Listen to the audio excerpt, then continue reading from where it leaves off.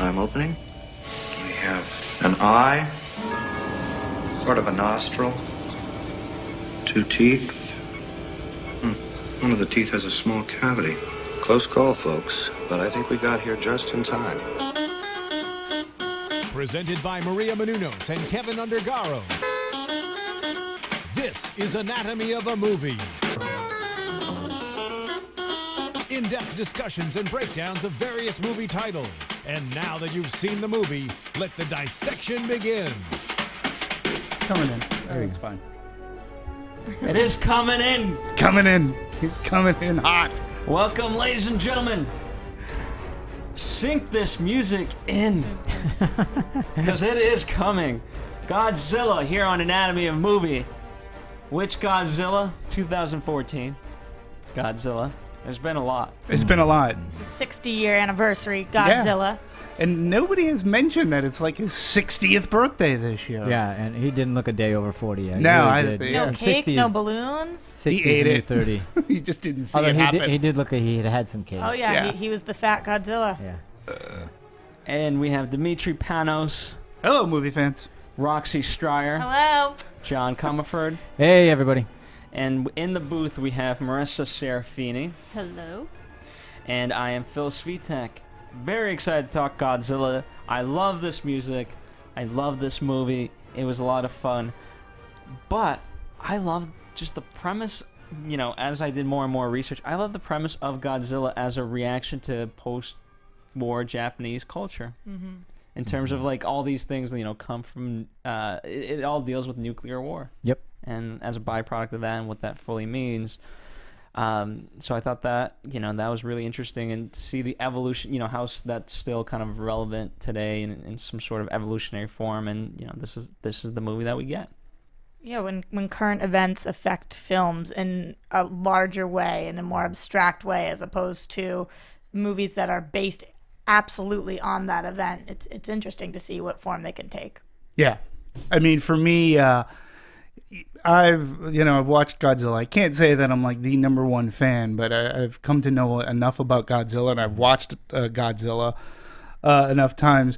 But it actually, for me, it was only until a few years ago, I want to say within the past 5-10 years, that I actually realized that there was an original Japanese version of Godzilla, because I was brought up watching Raymond Burr Ironsides as play Steve Martin in the Godzilla, and I only recently found out, like I said, that there's a Japanese version. I bought the original Criterion. version. Yeah, the original version, and then just recently, I was fortunate enough, I got to see director Gareth Edwards. He actually opened and hosted a screening of that Japanese version at the Turner Classic Film Festival, and got to see it on the big screen. And yeah, I mean, Godzilla, born of the atomic age, and as a metaphor, and seeing the Japanese version, which thematically is a hell of a lot more dour than the version that we got with Raymond Burr. But even more importantly, from a film fan, the Raymond Burr one is a classic. I mean, if I were a film teacher, I would say this is a classic example of great editing, because, you know, when one of his metamorphoses, Godzilla's metamorphoses, is, you got to remember at the time that it was, so 1954 Japanese Godzilla. And it was like 55, 56, an American producer had seen it and go, wow, it was the craze of the monster movie in the States. He's like, oh, we got to get this monster over here. And he worked out this deal with Toho, but they're not going to watch we're not going to watch a subtitled movie. Yeah. There was no American stars in it. At the time, Raymond Burr was an up-and-coming big star people could recognize. So they hired him to do these scenes, vignettes, shall we say, and they basically re-edited it and just put him in the movie. They put him in the movie, and he's almost like Forrest Gump or Zelig. I mean, he's Dead Men Don't Wear Plaid. I mean, they had the original. And he's interacting with these people, but there's never a time when there's like a two-shot of him. No. You're always seeing from over the shoulder. But again, as a kid watching it, you don't know. Exactly. But the re-edit is just as classic. It's just not as dour. And throughout the years, like for me, this Godzilla, I'll say, I loved it. I had a great time.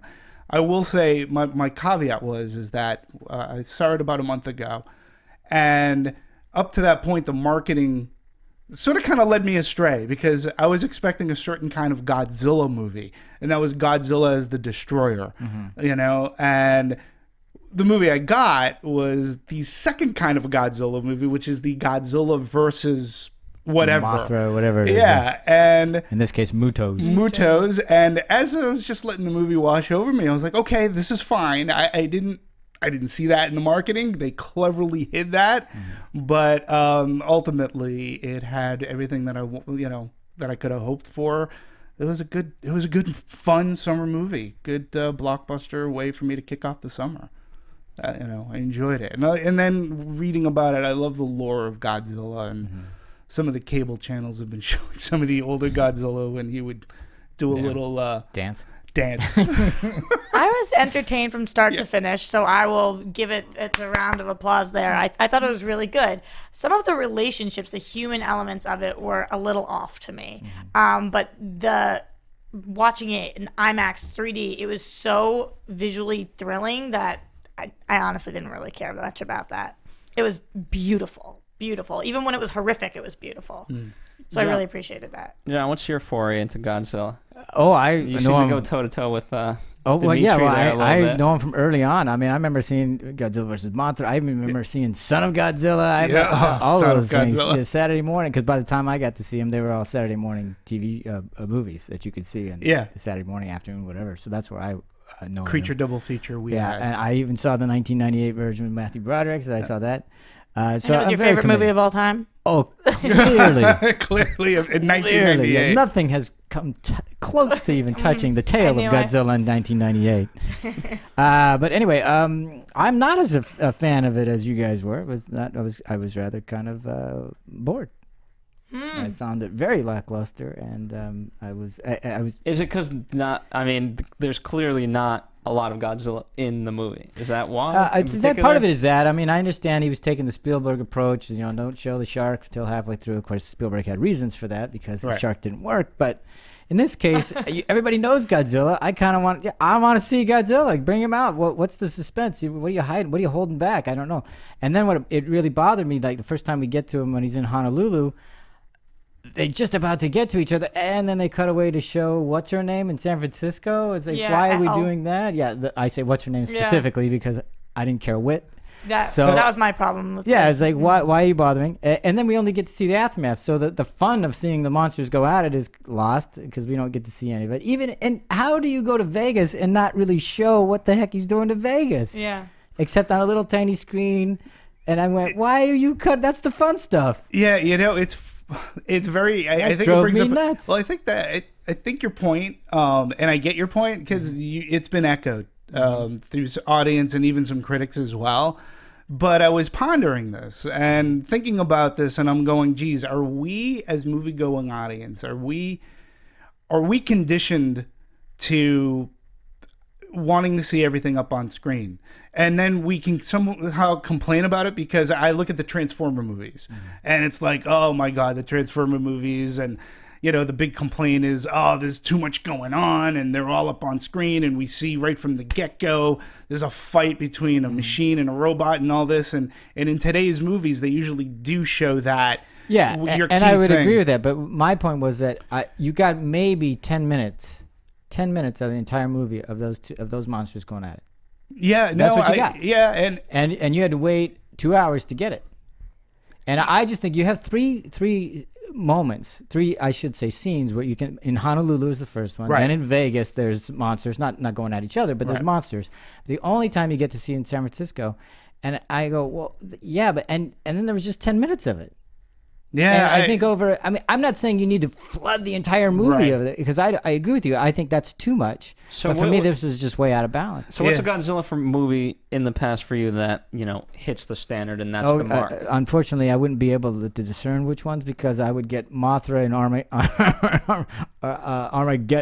Armageddon or whatever the heck. Mechagodzilla. Yeah, exactly. I can't remember. Mechagodzilla 2 because they kind of blend together. King Kong and but for me, this was just out of balance in that regard because I loved it. I was going to Vegas. How much fun would that be? I'm trying to liken it to a movie that had a better balance, and the one I go to was Jurassic Park, because you had to wait a long time to see our Tyrannosaurus Rex. Right. But then when you did, you got a couple of sequences where you could see the danger there, and you could really get involved.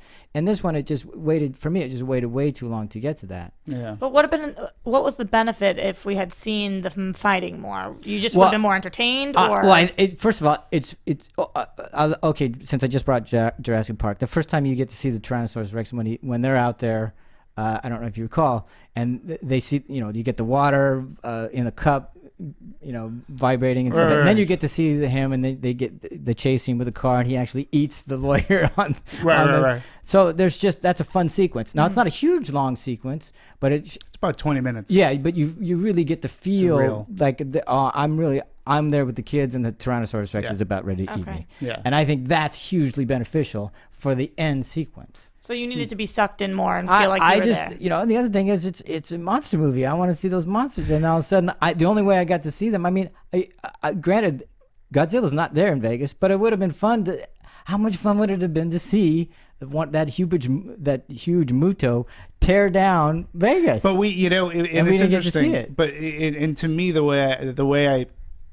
why I liked sort of kind of Gareth Edwards sort of kind of pull back on this, because he used a technique that he used in his first movie a lot, and whether it's for budgetary reason or whatnot, that's what it seemed like to me. He would cut away to like a video monitor. And to me, and I especially like the second time that I saw that Godzilla, this sort of kind of hit me too, is he created for me a suspense. Like, so he would cut to like Godzilla, and they're about to like go head to head, and then you're right, he makes that cut back to. It's obvious. It's a specific choice. He's not doing it not by accident. No, it's not by accident. But what he did, but the first thing we see in that cut is the kid watching TV and the fight going on. Right. Yeah. So we see, and then it pulls back, and the mother comes in, and it's that newscast. But to me, that was like.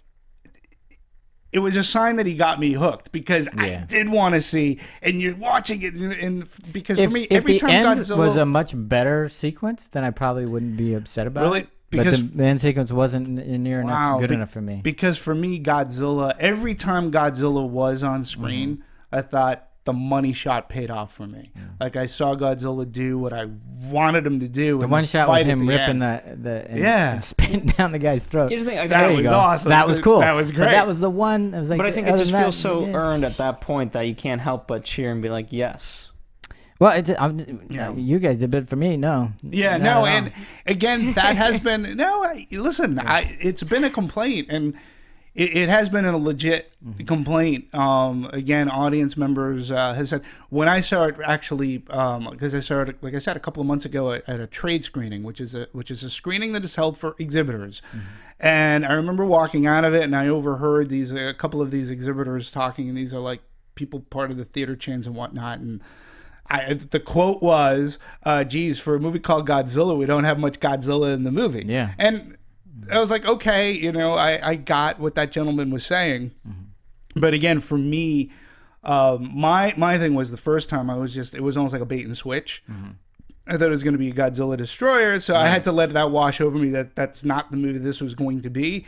And then when I mulled it over, I actually appreciated it more. And then when I saw it the second time, and I did see it in XD 3D, I was like, okay, it looked great. And again, it just it paid off. Like, when we see Godzilla, like, to me, the Honolulu, when the way that scene was directed, that involved the tsunami coming in, and the way his camera moved, like, goes up the hotels and all the lights were going off, and then it goes, like, you see the people on the rooftop, and it goes farther up, and you see the soldiers on which you didn't even know they were there, and they start shooting up their little flare guns. And then they're just like going up to this monstrosity, like this huge monster. And for a monster movie too, the other thing I loved was their scale.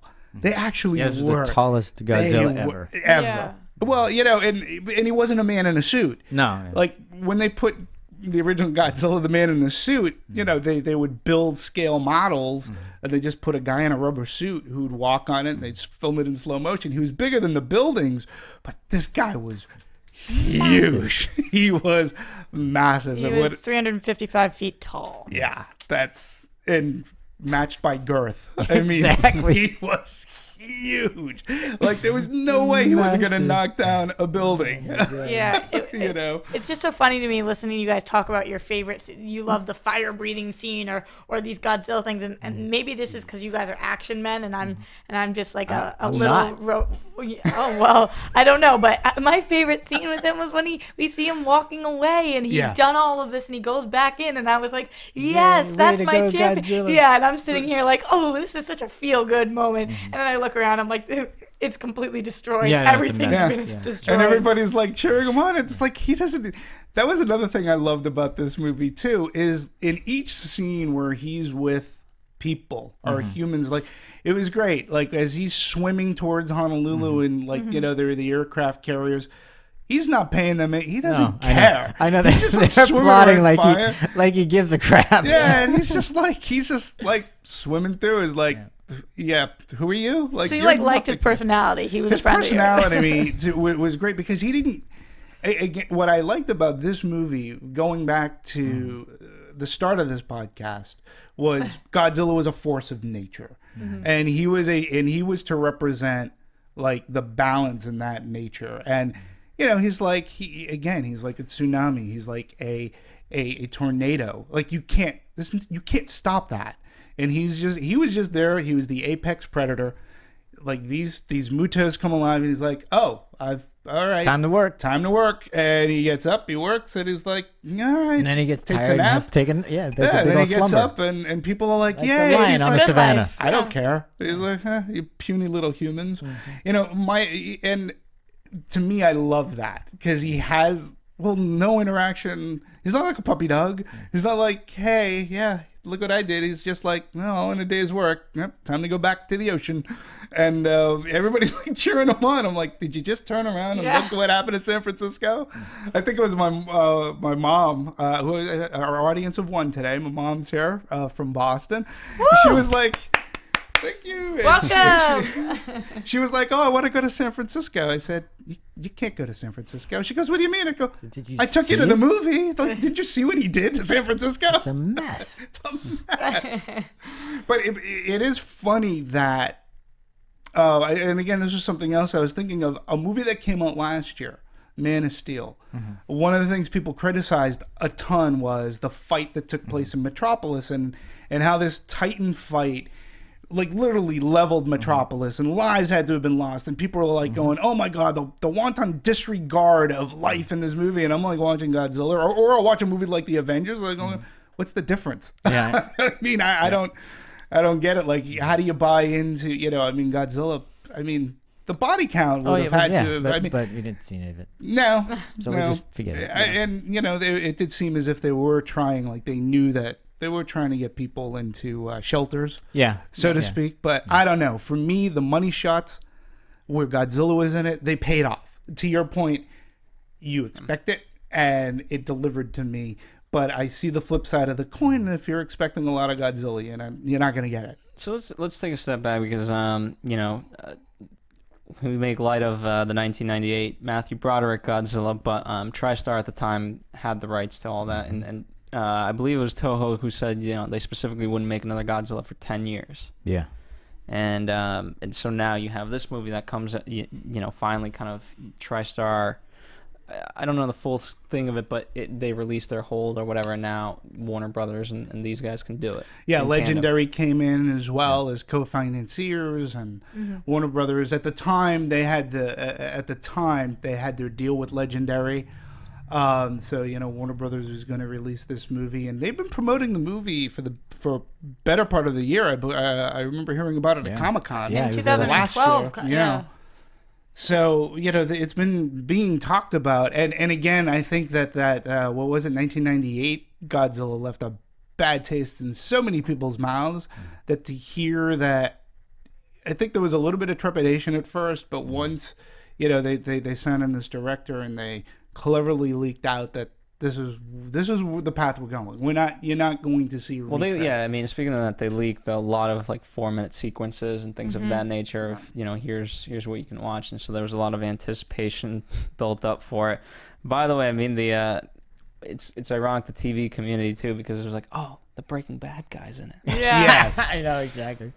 So I mean, That Breaking Bad like guy. like literally, I don't know how many fans goodness. that accounts for, but it's like I gotta go see the Breaking Bad guy. And then he was in 5 minutes of the Exactly, movie. yeah. No, he wasn't. He was. I know. I He just was was. in the I was first 15. sad He was because in I about love half- Bryan yeah. Cranston, and then Yeah. all of us. Even I swear to God, to the moment he's being on the helicopter, he's being hooked up to IVs, like saying his last words. I'm like, he'll be fine. He's fine. He'll make it. No, he's a Breaking And then- Bad guy. and They're then- not gonna he's kill him. fine. Kill him. We got another hour here. He's Yeah. okay. And then dead. And I was like, oh, Yeah. are they tricking us? Is he coming back? Real fast about Bryan Cranston, because I don't want to get too far off subject, but I think he set a really good tone. I mean, for the first 30 minutes, he basically, you could buy into the fact that this is you're like, wait, why was his name the first name? Because he could have been the star. Right. And I thought he did such a great been. job carrying the movie. And then they switched it. And but he really, they put a lot on his shoulders initially. And I think for me, it paid off well.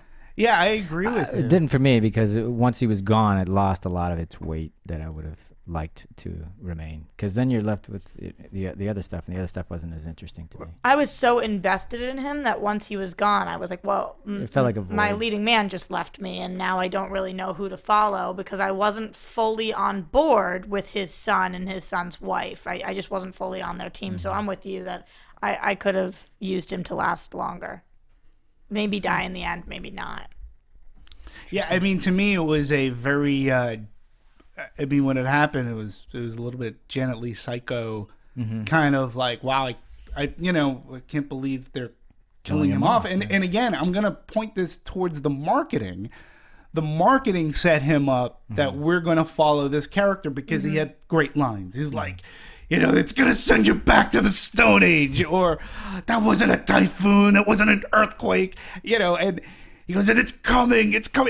And a great thing about marketing, you think he's talking about Godzilla, Yeah, he's talking about but it something. wasn't. It didn't end up being Godzilla.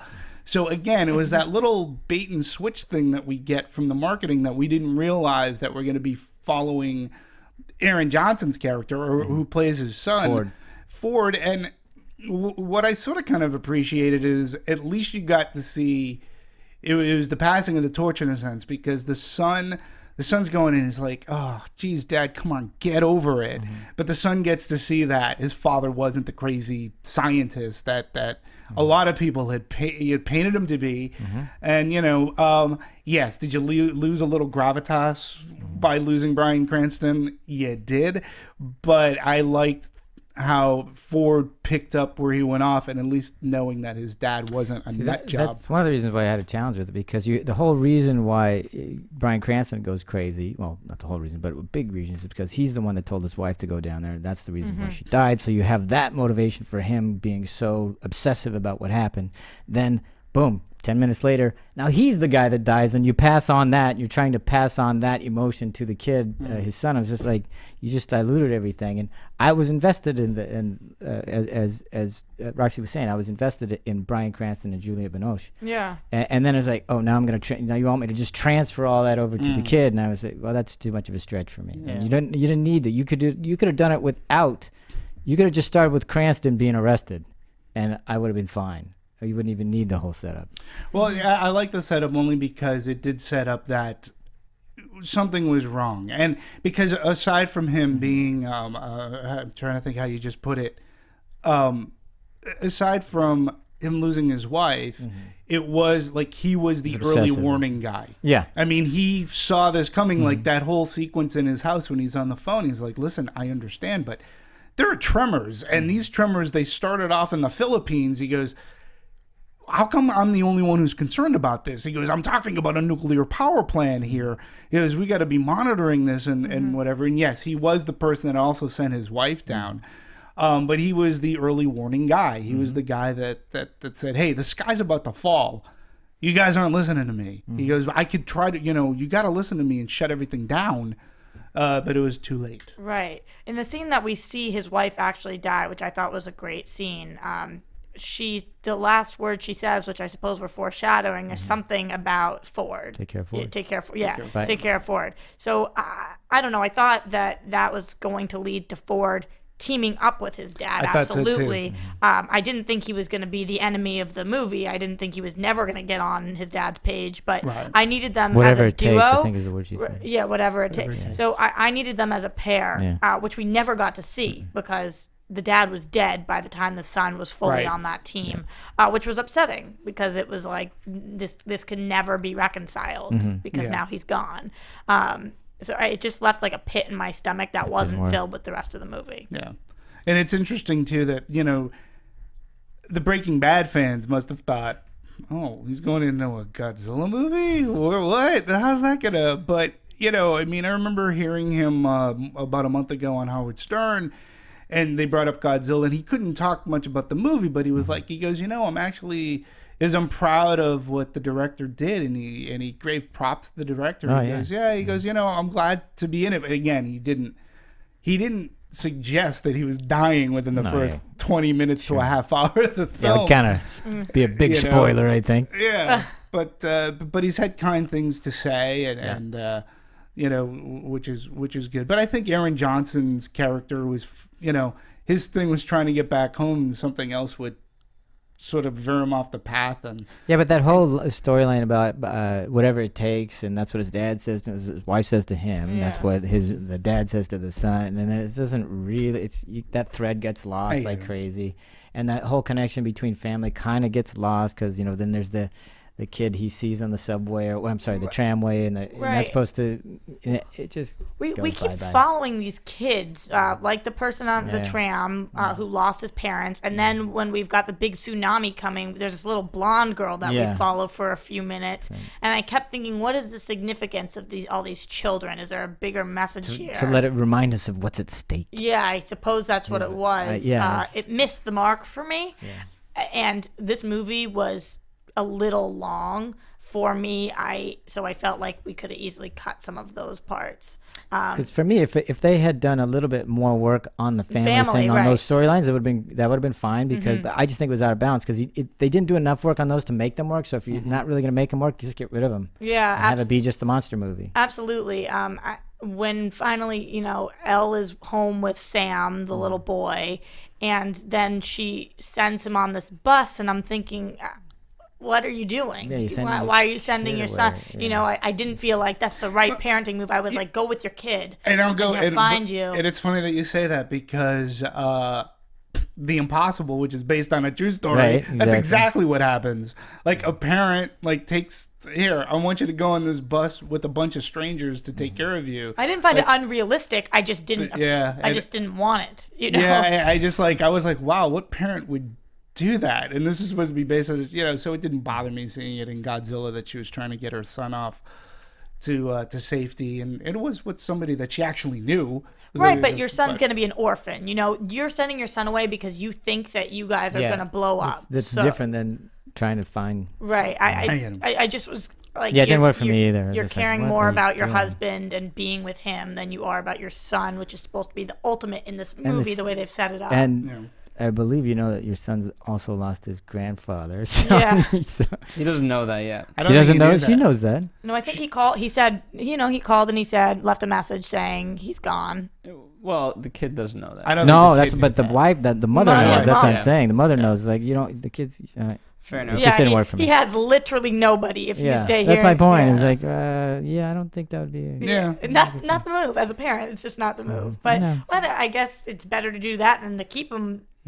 No, get your kid out of harm's way. It's not like you couldn't find your husband after that. Yeah. Or not, and still have your kid. Exactly. Well, parenting aside. but I'm sorry. Roxy but let me here. be specific. The reason why that doesn't work for me is it doesn't. You're trying to make this storyline play about family, what's important, and those things, and it doesn't work. And I'm going, didn't anybody question that? Didn't anybody have a better way to handle that or fix that? Because for me, it didn't play out at all. Maybe it did, it didn't bother you, but it didn't bother me. But I don't think it actually created what it wanted to. Right. It didn't. Why? There's a difference between it didn't bother me or no, that really worked. Yeah. And I don't think it worked. Yeah, if it's not going to work, get rid of it. It should be we stick together, or But I'm with you. Like you're saying, it didn't bother you, but did it add anything for you that she did that? What, that she put the son away? I mean, no. I mean, I understand why, and again, to me, it wasn't like she was putting the son off with a complete stranger. You know, and they were only going to like some sort of, you know, they were. But it flies in the face of what they set up. She says, "Take care of Ford, whatever it takes," and here she is left with the same decision. She should take care of Ford, whatever it takes, but she gives them to somebody else to take care of. Right, the way that the movie kept showing. And that kind of flies in the face of that whole thing. It's all about the kid. Take care of the kid. Take care of the next generation. We don't know how well Bryan Cranston's character took care of his kid because he was so obsessed clearly, with... but I know, I agree with you, but it's just... Very much that's so. what I'm saying. It just didn't carry through. Yeah. Fair enough. I get it. Well, so Demetri, you had mentioned that there's 8 very specific things that the director Gareth Edwards wanted to make sure that happened. I'm excited to make for it this. as a Godzilla movie. Yeah, the first one he said, use the original as an inspiration, not a template, which he did.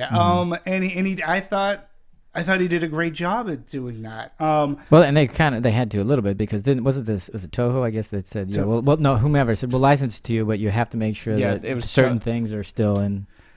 What was the deal? They had to make sure that Godzilla still was because of an atomic, nuclear. Yeah. So there are some things you're kind of limited to. One of the, they made this much more obviously like the Godzilla in terms of this dinosaur versus a lizard, which the 1998 right.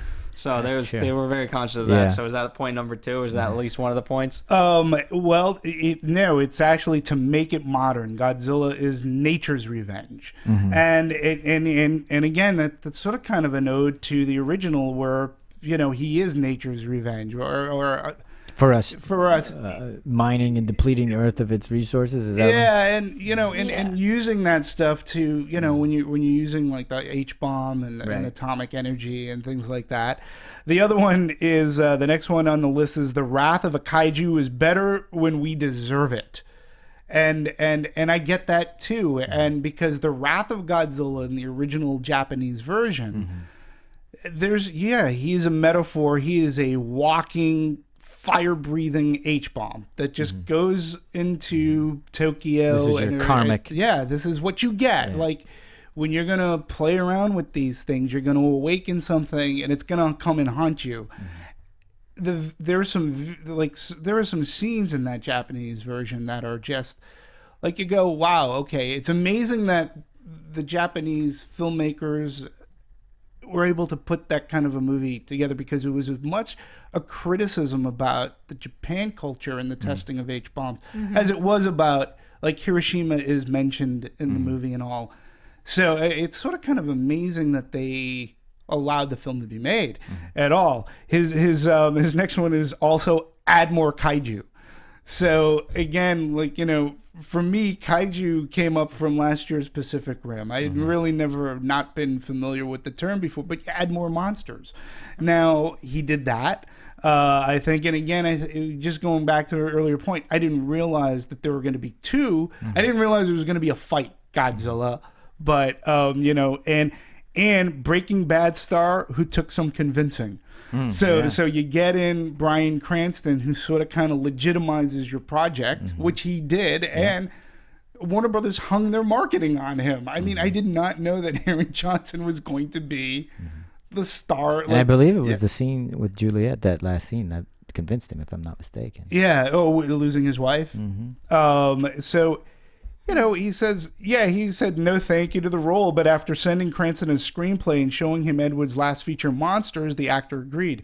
I think he was just cautious because there's definitely a bad version of this film. Yeah. And he didn't want the stink on him. And I don't think he has stink on him. I don't think anybody does. Right. And then it says, get help from Godzilla's makers at Toho, which makes sense. And, when you see the 1998 version, you just wonder, like, did they even take heed to anything Toho had to say or whatever? But, the Japanese film company, which still owns the character and they aggressively protect it, they weighed in a lot. He goes, Gareth Edwards says, my favorite thing was meeting Yoshimitsu Banno. He did Godzilla vs. the Smog Monster. And when I met him, took great pride in showing me this book. And why was he showing me? And then I looked at the book, and the worst movies ever made in there, and this was in there. Godzilla versus the Smog Monster. So, you know, he didn't care because he was the assistant director and he got so many great other movies to his name. But the point being is, look, I made one of these movies and it's on the top worst list. There you go. Be careful, like what you're treading into. Aim to be big in Japan. That was another one. And again, why? You wouldn't necessarily think that you would take so much care, but he did. And he's like, the folks at Toho are so excited of the film and supportive. You want your version to do to be a version of something that is so much part of Japan culture.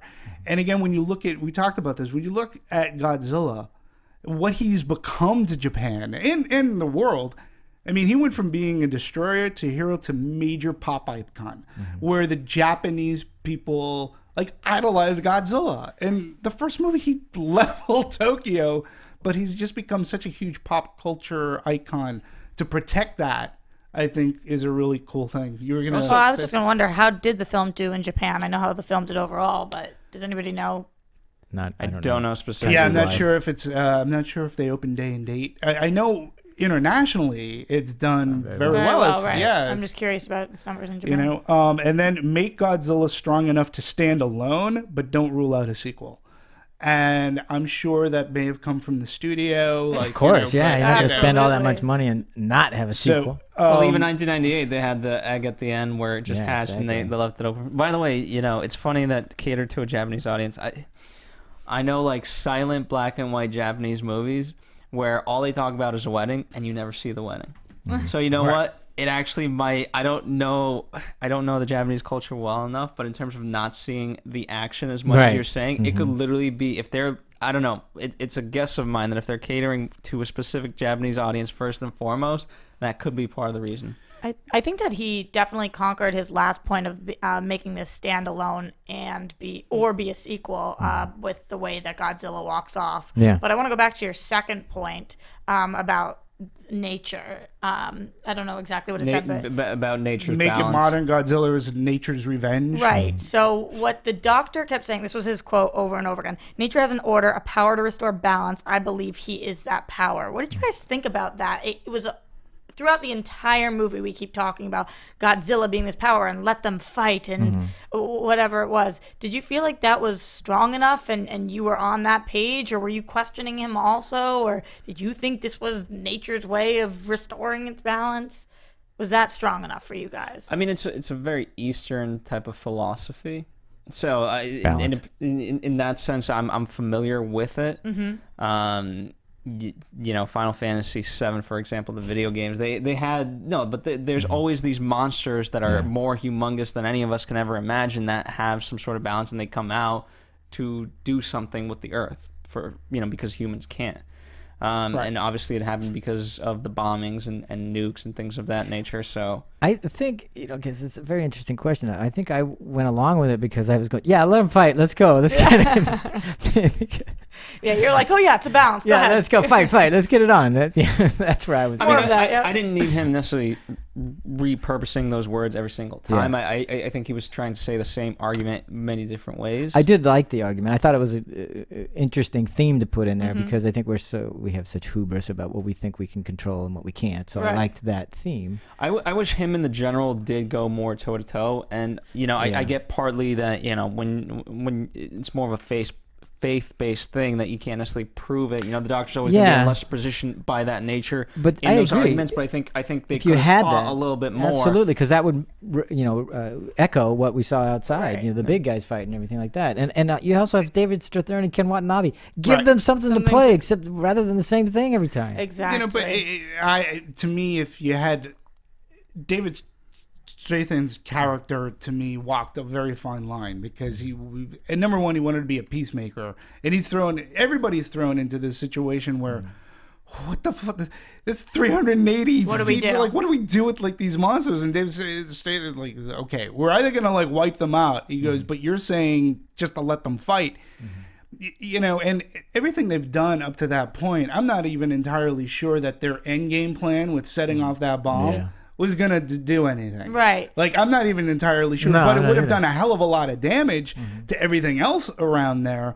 So to me, it sort of kind of strengthens Watanabe's character, who's Dr. Tozawa, who, that name right there is a throwback to the original Godzilla, because there was a Dr. Tozawa in the original Godzilla. He was the gentleman that invented the oxygen destroyer, and he was the guy, self-sacrifice, who went into the ocean and set it open and killed Godzilla. So that's a and his first name is Ashiro, which is the first name of the director of Honda. Ashiro Honda, exactly. So. I thought, where Thank you for the Easter eggs, people. the 1998 version of Godzilla, although not as what I liked about Matthew Broderick's character is that he used the knowledge that he had to his advantage. And I think although, again, Ken's character, the doctor, wasn't in a high position, I think by the end he could have gained some of this knowledge and could have been like, okay, here's, you've tried your nuclear bomb on the train, nobody greatest got idea I've ever heard, and that failed. Brilliant. Nobody had any really good ideas or used, because even our lead, Ford, he's the bomb expert. He doesn't have to defuse the bomb. He just takes it away. Right. So even that, I was like, why are you setting all this up and never paying it off? Exactly. So I agree with you completely. Why because you would love those nuggets, and they weren't there. The reason I posed this question to you guys about the nature thing is because I thought this was one of the most intriguing parts of the entire film. I didn't know the answer. I wanted them to debate this. Do we take action, or is not acting enough of an action? They'll do it themselves. I thought that was really cool, and like you guys were saying, I wanted to see them go toe to toe a little more because that was cool to me. Yeah. Is this something that has to happen? Do we have any control over this, or do we have to just sit back and kind of run and hide a little bit? Well, and that was Tozawa's point, and to me, what I gathered from that, he's like, look, you got to let nature run its course and see. Right. And then came the great line to me is like, let them fight. Let them fight. That's the only way that you're going to. Yeah, there's going to be some casualty. There's going to be some damage done. He goes, but it's the only way you're going to cure this problem and because Godzilla is a force of nature. And we created him, and he's been feeding off of, or these mutos have been feeding off radiation, and the only way another bomb blast isn't going to help you. It's only probably going to make things worse. So let them fight, and then Godzilla will go away until another muto comes along, and that'll be part 2. I agree that if you had stronger arguments, or if they had at least made the arguments in a better form, it would have elevated the movie. It would have made it much more rich for me. But then would Strathairn's character become more caricature of the general who just wants to fight, war, blow things No, up? I don't think so. I mean, I don't know why, but I flashed on in The Siege and Bruce Willis's character. Oh, I remember that. Yeah, I remember that movie. Because he had some complexity to him in the fact that, look, I'm a blunt object, and there are times when you need that, and there are times when you don't want that used. So I think if you had because I love the argument. Look, you're going to make it worse, and he goes, yeah, but all these people are going to die if we just sit back and do nothing.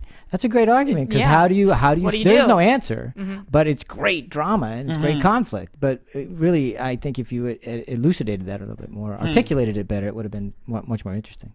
Interesting. We already talked a little bit about physical Godzilla. What did you guys think of the mutos and how they looked?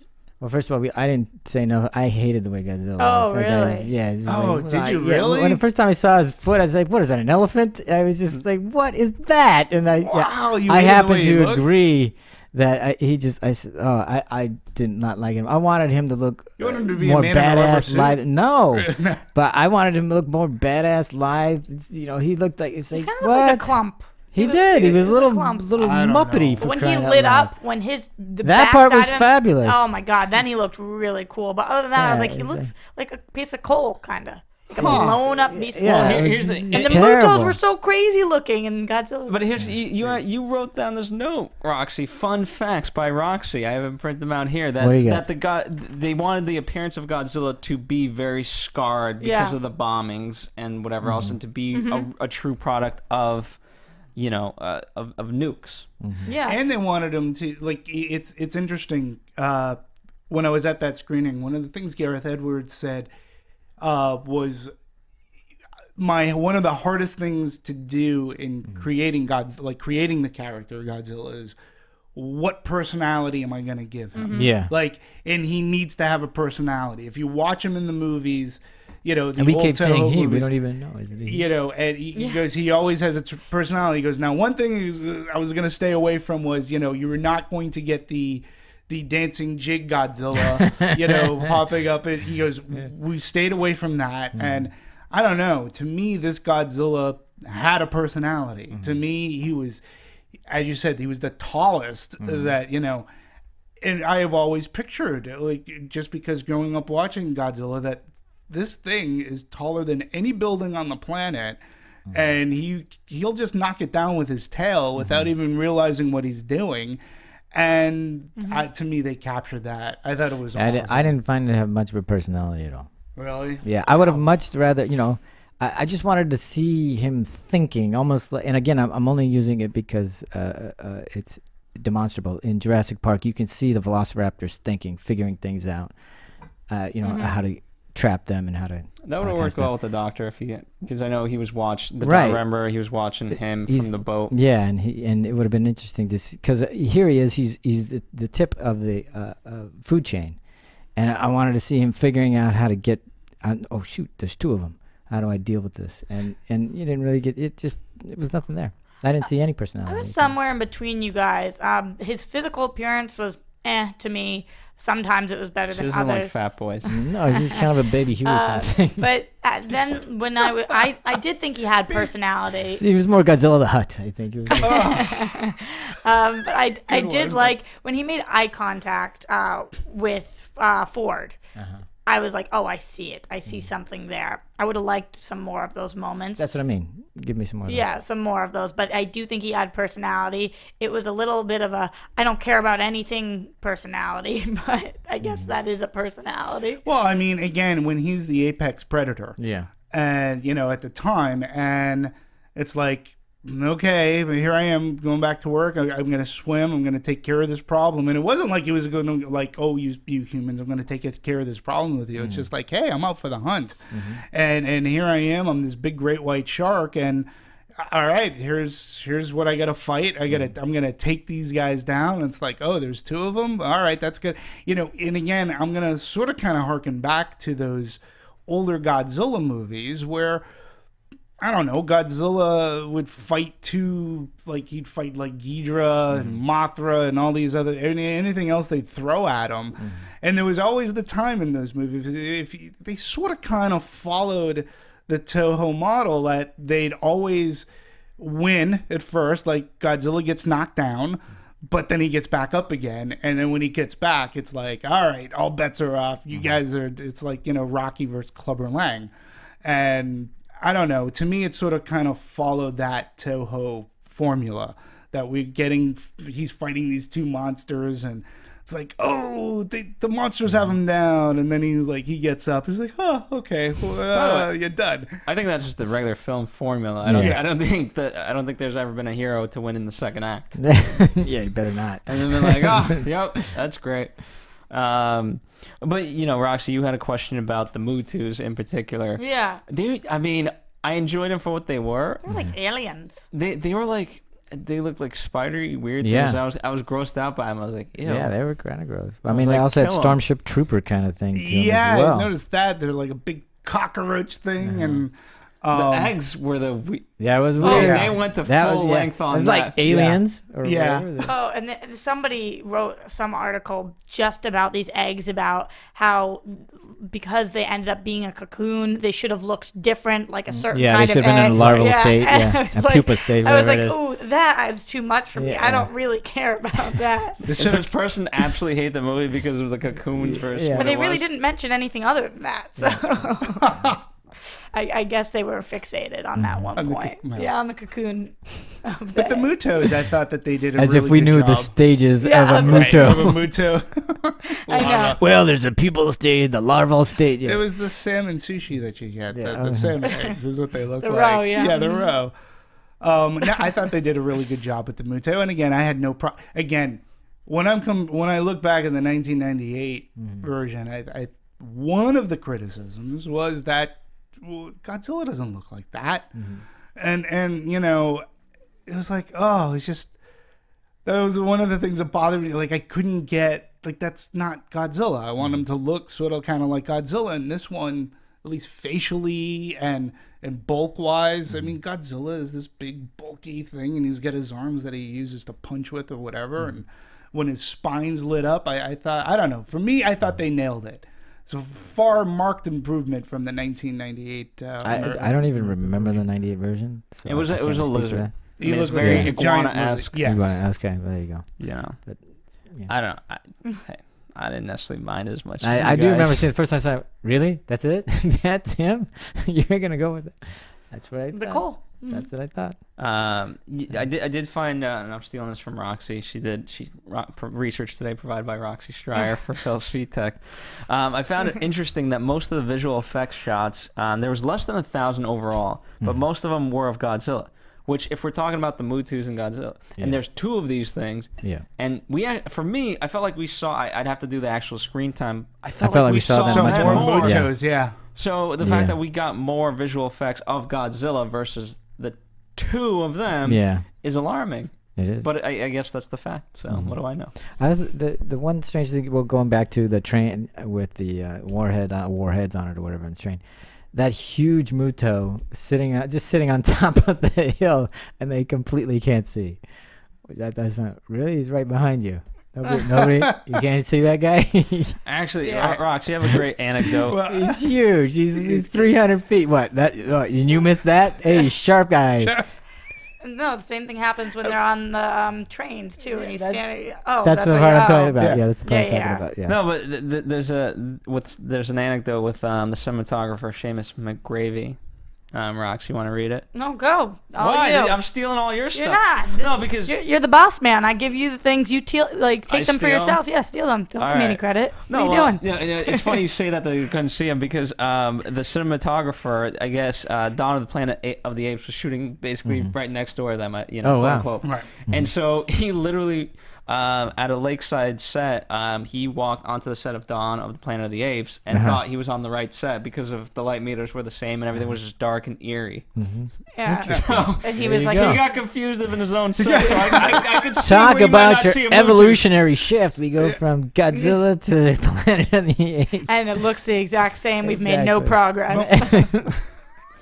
That's right. Oh, okay. I mean, it's a funny anecdote, but I guess you could understand why they might not be able to see the Mutus. Plus, I mean, have those guys seen a Mutu in real life? They don't know what they're looking for. Well, they know he's a big ass bug.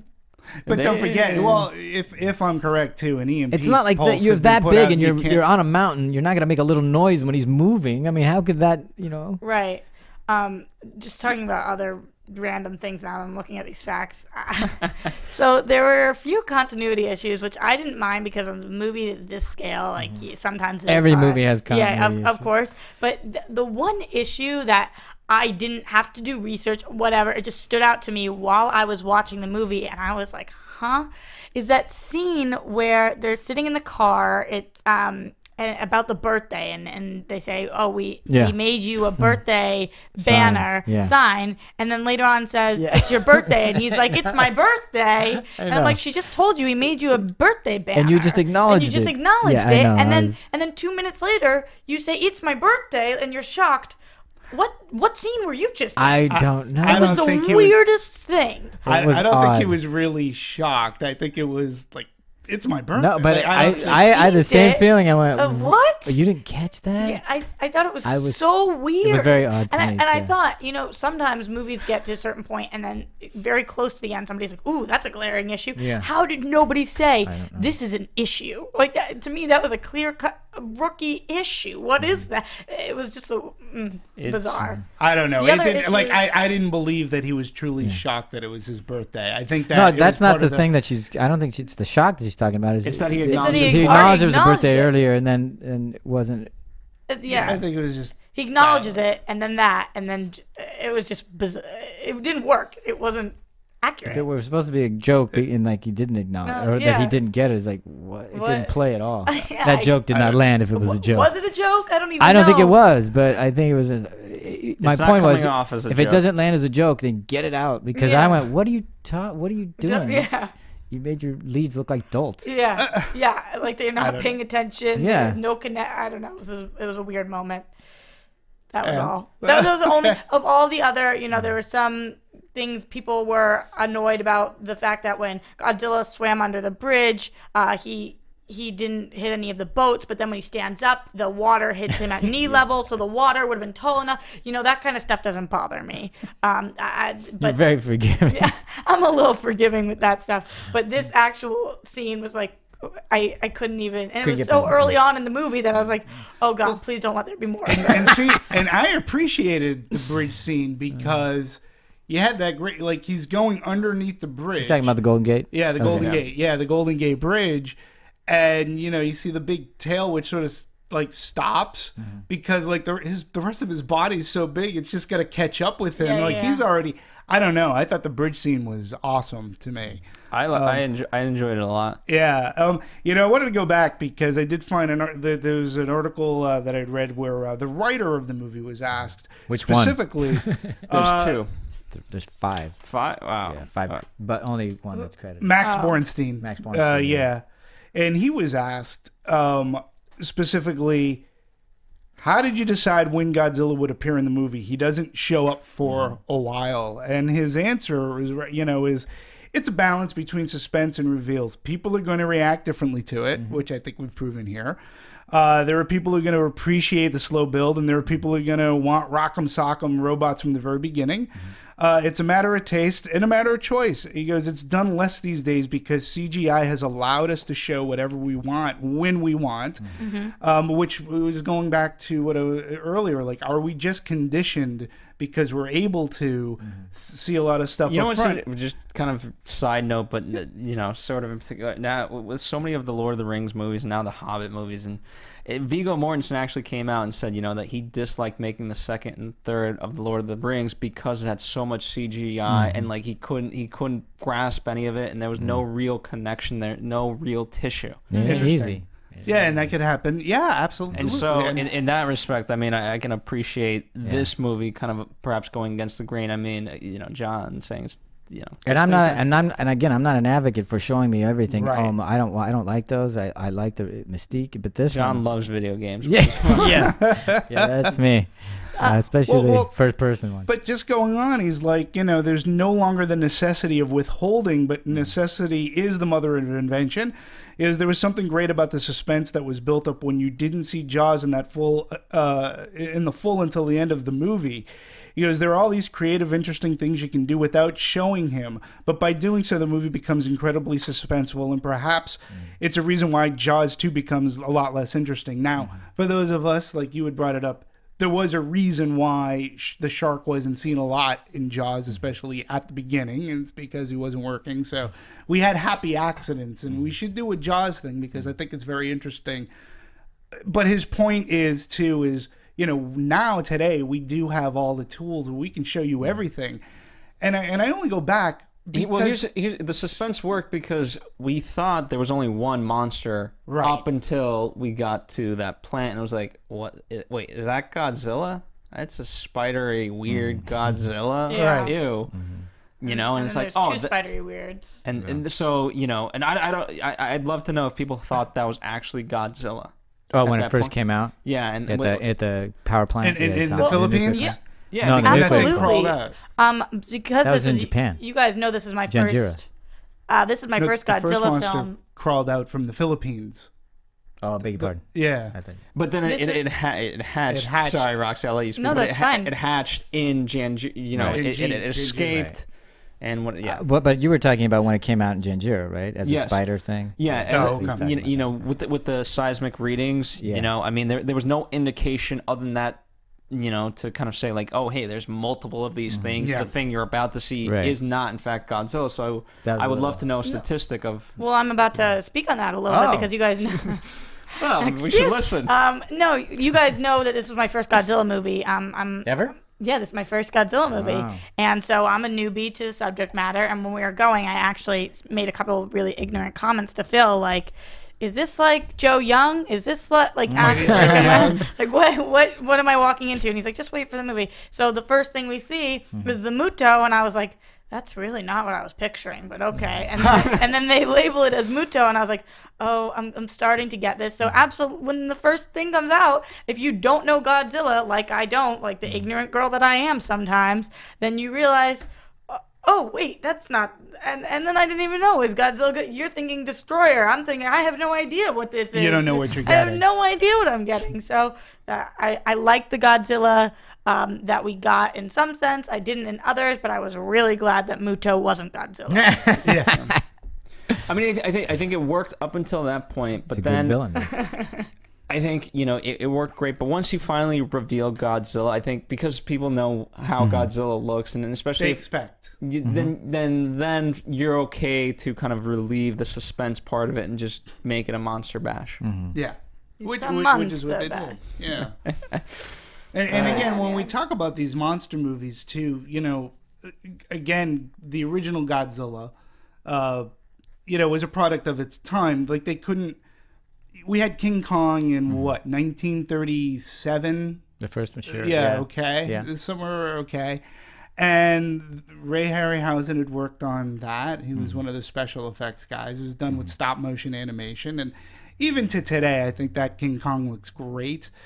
You know, I mean, I appreciate the artistry that went into making him come to life. But when it came in 1954 or 53, when they were filming this Godzilla, they didn't want to take the painstaking time to do the stop motion. and they didn't have the time nor the budget to do it. So the easiest thing that they could do is hire modelers, build a model, and they actually built a rubber suit, and they said, you get in there, and you know, and they filmed that. And again, though, I appreciate the cleverness of that. Well, you just said necessity. Yeah, and when you watch that Godzilla, there is something to be said about how they are able to, yes, today we go, it looks fake because of CG, but the shots that they were able to get and what they were able to accomplish by a man in a rubber suit, I still think is really cool.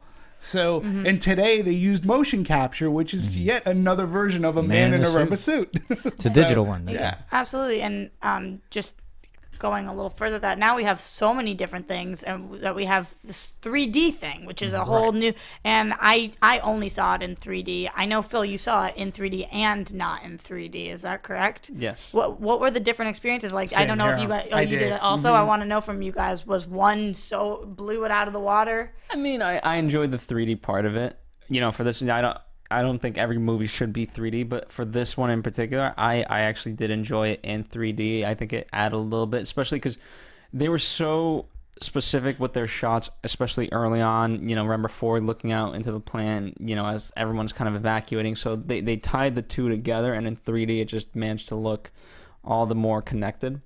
You know, and then you had the great moment, obviously, with Bryan Cranston and his wife, where she's there and he's there, and you know, there's that depth. if you add depth to that, it's like, you know, you're trying to reach out to her, but you know you can't. And then obviously with Godzilla, it was good to see. Yeah, I saw it in both formats as well, and yeah, for me, I think when we talk about technology, I think we're at a great time with 3D. I think 3D is finally living up to its potential. I think it took a while, and I think people were trying to rush it. And then thank God for people like a James Cameron, who really took the time to massage the technology and use it to how it should be done. And we're now at this really cool time when I think they're being more selective to the movies that they're going to put out in 3D. So we're not getting like a big barrage of them. They're taking their time and doing in the like, this wasn't filmed in 3D, you know. So I like how they take their time in converting it to 3D. And I think the past couple of 3D movies that I've seen, like Captain America, Winter Soldier, I thought looked amazing in 3D. And to me, it's all about the spectacle of film. You don't need it. I don't need to see like a Schindler's List in 3D or Saving Private Ryan. No. But for certain movies, like a good spectacle popcorn movie, I've been recently I've been loving it, and I know the industry has been taking sort of kind of a hit. I've talked to some exhibitors, and some of them are like, oh good God, people aren't paying the extra dollars because they were burned before. And I understand the psyche. I mean, when you see a crappy they overpromised and underdelivered in the beginning. That perfectly said.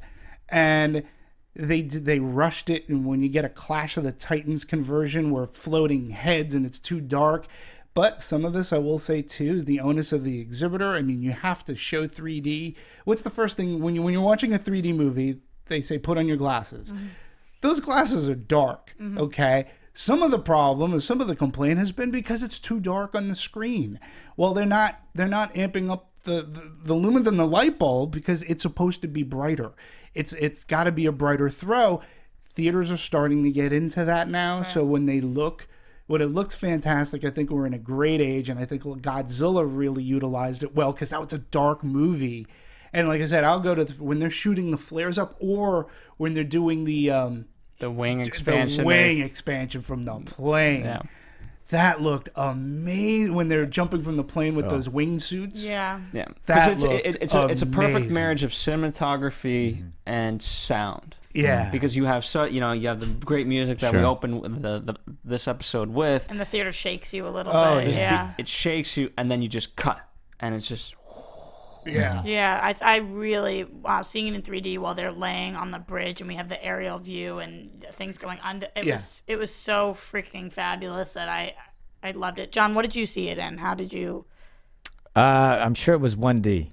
You only watch it with one eye open. You were sleeping. I didn't have the glasses on, so it was the 2D. Okay, got it. I mean, but maybe if you had done 3D, it would have been a different experience. It might have been, but I doubt but it. maybe not. 3D doesn't. Yeah. I mean, despite the shortcomings that we're talking about, what I'm noticing at the very least is that they put a lot of care into the things that they want to. They put a lot of care into. There's another fun fact from Roxy that they got U.S. Navy involved in this. Yeah. And so, okay, could this movie have been done without that? I think absolutely. But I'm not gonna. It just shows the level of care that they're willing to put into this to try to, make it the best product that they could. The most realistic Godzilla they can make kind of movie. Yeah. So, that's what I can take out of it, if nothing else. They definitely gave a damn. Like I really think they tried. Well, I think it was very important for a lot of people involved. I think it was important for Warner Brothers, right? Because they were stuck with the stigma of the 1998 ones, and we have to make a really good showing. It wasn't even their fault. No, it wasn't. No, it was TriStar, right? Yeah. And then by hiring Gareth Edwards, who at the time had made nothing. He made one movie called Monsters. He made this movie, Monsters, that got some attention. It's surprising that they would turn over 180 million, or whatever 160. it is. But when you think about it today, again, like when you think about how studios are choosing directors to hand over a bunch of money to, a lot of these people, it's like we instead of paying Sam Raimi a bazillion dollars to do another Spider-Man movie. We can get this guy that did 500 Days of Summer and pay him, we can give him paddle balls. We can pay him less. And you see what a director can do, and if they have the chops. And again, after watching Monsters, and I had seen Monsters before watching Godzilla, I was like, oh, okay, it makes somebody finally, it wasn't just based on economics. There was an executive who watched Monsters and said, this guy has a feel, he could make a monster movie, which Godzilla is basically. And he could probably do it within budget, and he has a style to himself and some sort of, he's got a panache. And I could see as watching it, because he uses a lot of his technique, again, cutting away from the action and then going to a video monitor. He's not showing us the gory detail, so to speak. And I understand that made you upset, but to me, I sort of kind of appreciated the pull away, because it made me want more. Yeah, it had the exact opposite. It had the exact opposite. I just understand. went, well, you just set me up, and so now I don't care. Now I'm bored, I get it. and you're blowing it for me. Here's the, I'm still surprised in the regard, because if it's one movie, right, you can't judge against other work, and so if this is his technique and things like that, first off, it might have been an experimentation of hey, let's try it. It's my first movie. Try anything. Give it a shot. Right. And you know, you'd have to get a lot of references too, and I don't know if this was the fact that, you know, I'm not knocking it, I'm just kind of saying it as an example of, you want to make sure, because here's the thing, if someone makes a good movie, actor, director, whoever, you got to know that there's tons of other people that could take the burden if something's not going right to make it right. And so it could have been the editor to make sure that it went right. It could have been the cinematographers, the actors, everyone. It's a group but effort, yeah, of course. You know, and so you don't know if it, okay, this movie's brilliant just because of him, Right? You also take especially the if heat it's of it, one movie. Yeah, and again, I liked his. But they were right. They were right in this case. I totally agree, and you know, I enjoyed, because there were nods to like Jurassic Park. I mean, like, I loved, you know, you talk about the T-Rex paddock scene in Jurassic Park. It's a classic scene. You know, and he sort of kind of has his little nod, because there's the scene where, one of the sound cues in the T-Rex paddock scene is, so they're in their Jeeps, it's pouring out, and all of a sudden you hear, like they're wiping the fog off the window to look outside. There was a scene where I'm pretty sure it was Eric the bus driver, and you hear, and he's like, it's pouring out, and you hear the same thing. I'm like, that's totally Jurassic Park. That looks like a nod. And Gareth Edwards has that appreciation, and I think he took from that. I think he's only going to get better as a director. And I wish he had taken a little bit more from it, because the one thing I thought it took itself way too seriously. I thought if it had backed off a little bit on that, not a lot. I'm not saying I wanted a comedy, because I did not want to. No, I did not want that. You didn't want to. No, but there were moments you could have in there that would, you know, I think that would have been great to have. I think that's a direct reflect, because the TriStar version 1998, they had way too many funny moments. I know. I think it was like, they tried to get so far. Yeah. Everyone was just no. I agree, but that's why I think it was a balance issue for me, because you couldn't have any of those. Yeah. Because their movies have been really successful to do those. I agree that that 1998 was too campy or whatever, and I didn't want this to be camp. Yeah. No, it was so earnest in its effort. I was just going, okay, you call this come coffee? On. It's a monster movie, exactly. Yeah. No, it's well, listen, for Gareth, I mean, look, they just hired this guy to do the first spin-off Star Wars movie. So, you know, his star has risen exponentially since Monsters, and it helps when you have a hit like Godzilla. And nobody, you know, is really interesting too. The production budget on the movie is $160 million. That's just production budget.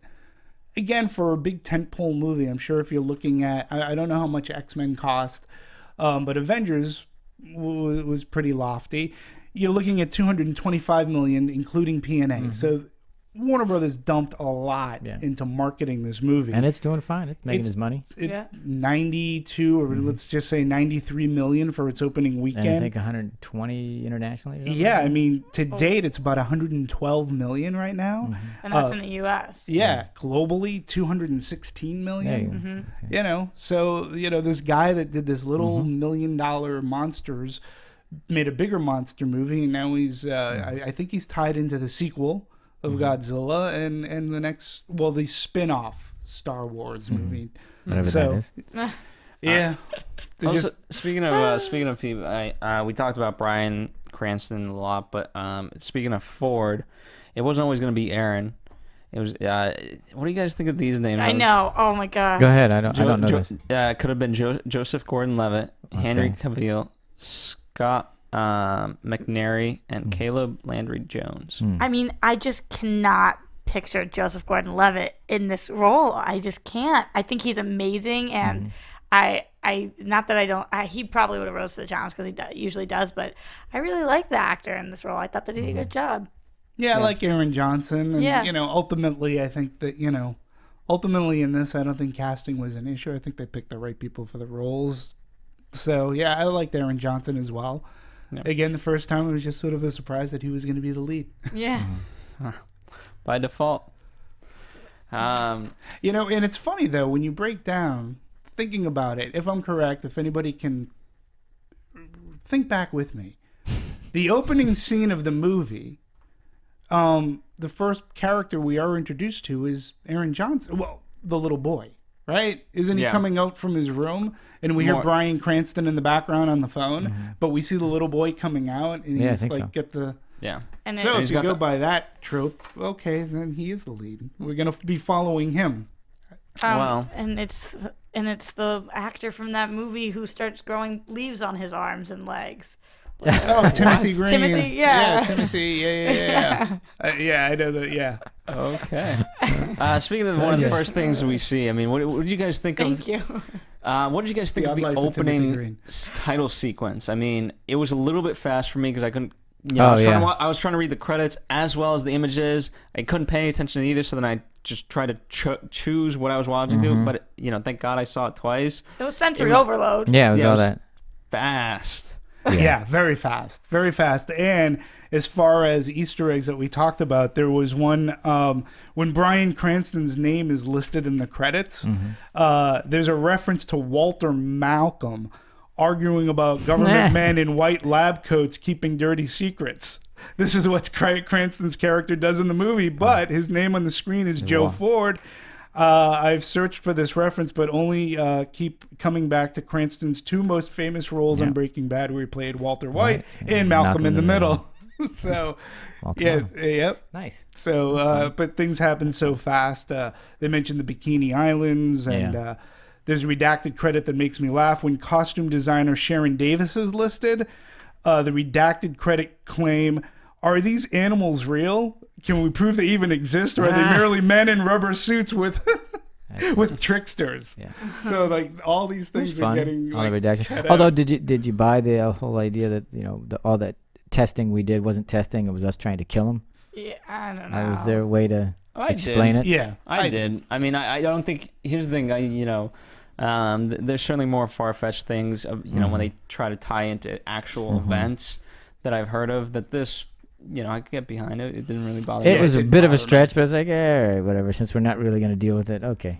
Well, and it's interesting too because Monarch, that group, there was there is a graphic novel that's a prequel that's written by Max Borenstein, and it goes through the history of Monarch, and it talks about them.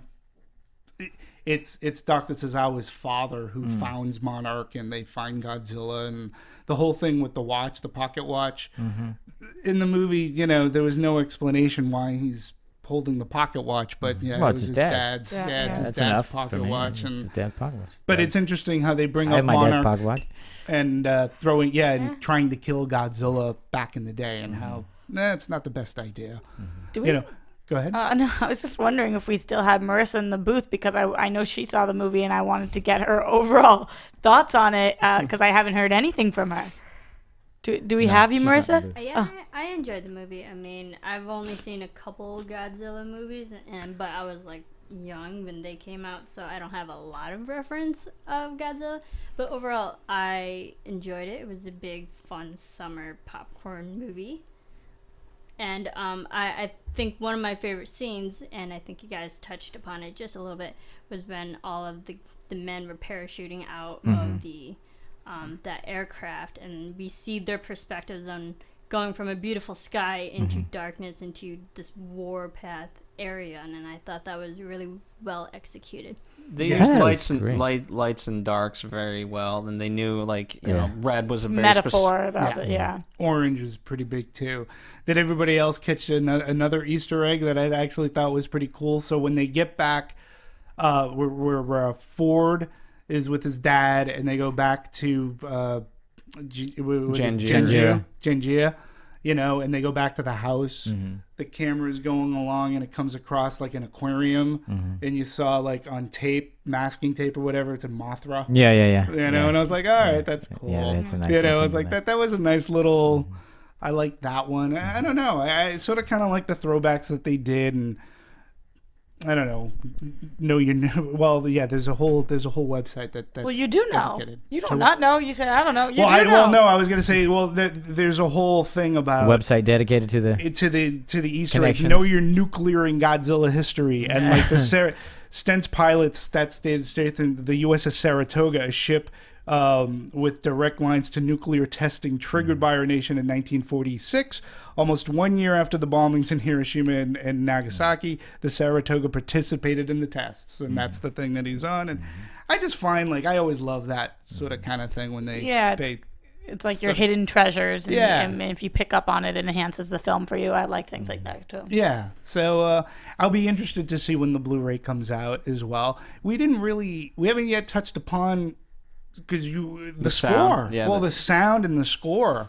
I mean, it just always feels like something's moving, and up until the San Francisco, everything was the word to describe it was on a collision course. So everything had to kind of just be like that. Which, by the way, and because of how intense the movie was, the one part that I really did enjoy was when you had the firefighters in Vegas break through that penthouse.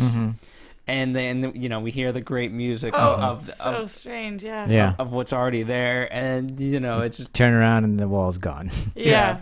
I thought that was a great, clever comedic moment. Yeah, and the composer is a gentleman that we've talked about, Alexander Desplat, who again is just becoming a chameleon. I mean, this guy has done Philomena. He did Monuments Men, where he said that, and now he does a monster movie. And again, those three scores that we just talked about couldn't be more different from one another. And I think for the most part in this score, he nailed it. Yeah. I mean, I think he did a really good job. I pre-ordered the score. I got the score before even going into seeing Godzilla a second time, and he has a Godzilla theme, and that's something else that we talk about. I wish that there could have been, I wish there could have been more themes. John, you and I have talked about this a lot. We love when a composer does themes for and characters, they don't always do them, but I think what he did in this movie, and he used orchestra. He didn't want this to be, for lack of a better word, synthesized. He didn't want it synthesized or Hans Zimmerish because he didn't want it booming. He used a full-on orchestra to convey the feeling, to convey suspense and do whatever. And when you play the tracks and you listen to the track listing, it just I think Alexander Desplat did a great job. Also, in terms of the sound design, borrowing from Roxy again, feel free to start it if you want. You got to stop giving me credit. What if I messed some of these up? No. Then you know who to blame. But, I mean, obviously, whenever you do sound design, you want to take as much care into it as much as possible. But they got 12-foot high speakers, 18 feet wide, to see what it would be like to hear Godzilla. I'm sure that would be loud. Yeah. No doubt make about stadium it. speakers. So And it's like. And they spent so much time getting that roar. I mean, Correct, they took it from the 1954 one. Started with it, yeah. And then I had no qualms with the sound in this movie. It helped with the epicness of it all.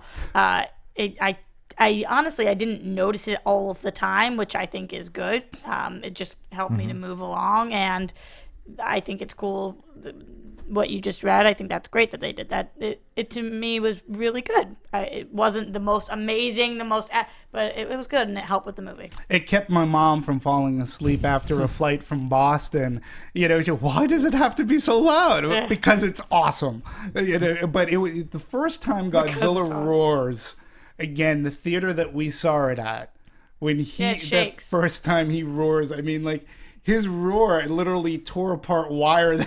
Really? It blew one of our speakers in ours. Did it really? Yeah, it did. Wow. Are you being serious? You could hear it. Yes. Whoa. Yeah. But I thought it was, first I thought it was that was something that it was part of the movie. And it's so loud. Then I realized, oh no, that thing's out. It's when you can feel it in your chest though, that I love that. And all of a sudden, it's like the vibration in your chest. So I thought that was really cool. Yeah, I mean, sound design, cinematography, the movie looked, I thought, really well. I agree. For a monster movie, and for me, it's tough to discern. Like, you were making some great examples of talking about Jurassic Park, and I'm not.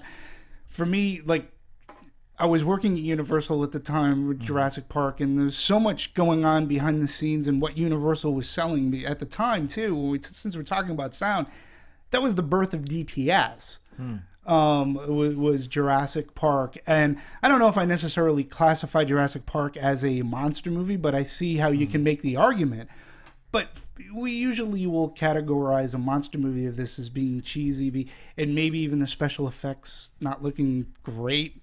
But this one, I think the tech specs were incredible. The way that it was lit, again, using the scene where they're jumping from the plane, how each one had that smoke flare, and you're following those tendrils down, and the flare scene in Honolulu, I thought was amazing. Even the train scene looked amazing. The Golden Gate Bridge, the way that it was filmed and pouring out, and I don't know. I just thought. I'm curious. I know this is a silly question, but do they normally use those flares when they halo drop like that? I mean, isn't the point to be in stealth, or do you have to do that so you don't bump into each other? Does anybody know? I was thinking that too. Because it looked fabulous. Don't get me wrong. I thought it was great, but I also went, "Aren't you trying to go in there incognito?" So they did ask Navy SEALs. Okay, well then I guess that doesn't mean they wouldn't change it. So. Well, who are they going incognito to? I mean.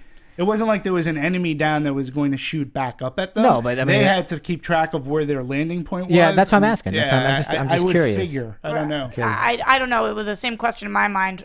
Isn't the point to not be seen? Isn't that why we're going to all these extra lengths?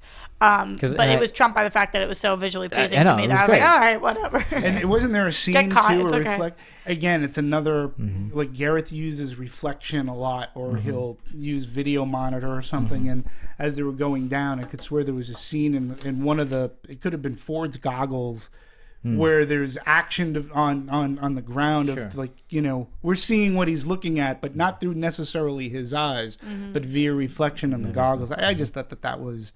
I just the action scenes I felt. Yeah, and then we had that in the window too, when Bryan Cranston was talking, and behind it, yeah, just good stuff. Just good stuff. I thought it was a fun popcorn movie.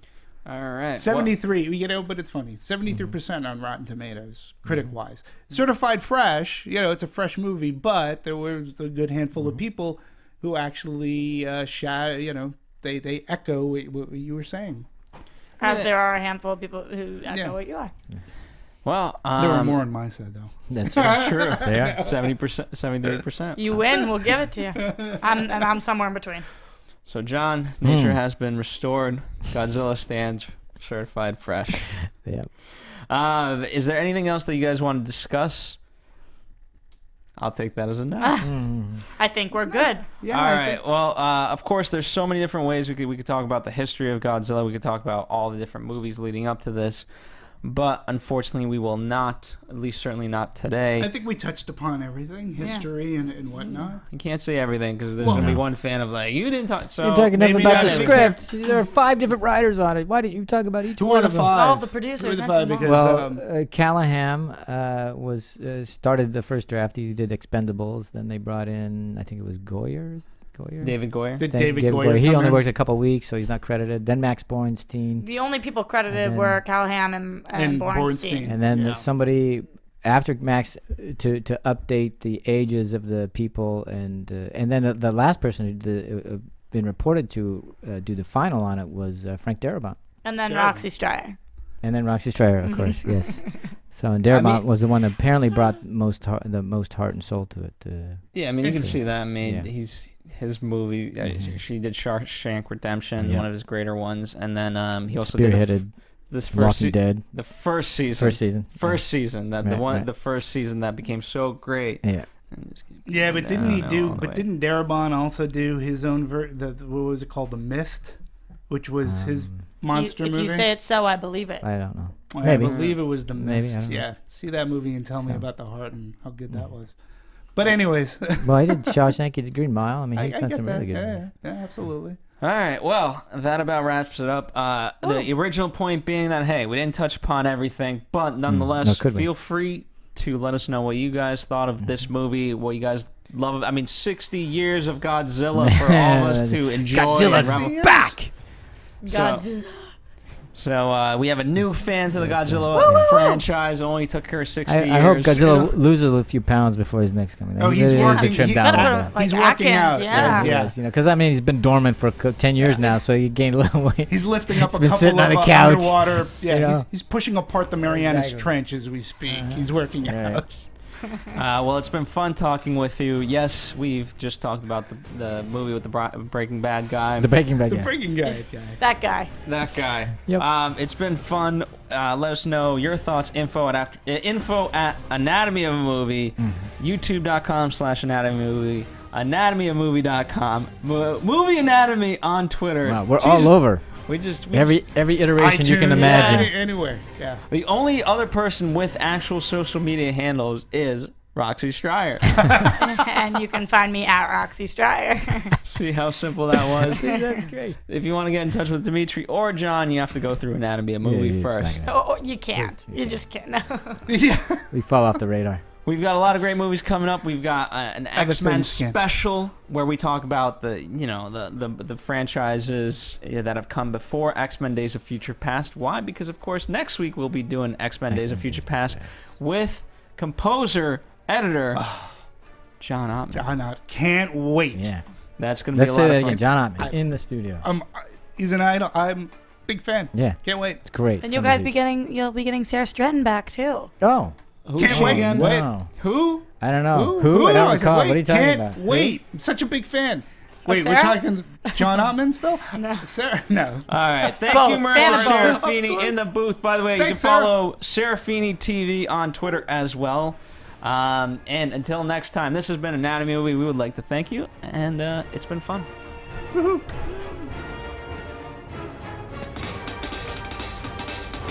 From producers Maria Menounos, Kevin Undergaro, Phil Svitek, and the rest of the Anatomy of a Movie staff, we would like to thank you for listening and subscribing to the show.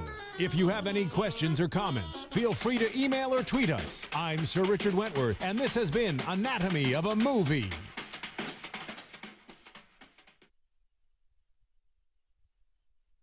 Thanks for watching Anatomy of a Movie on YouTube. For more on your favorite movies, subscribe to our channel here and be sure to let us know what you think in our comment section below here. Bye.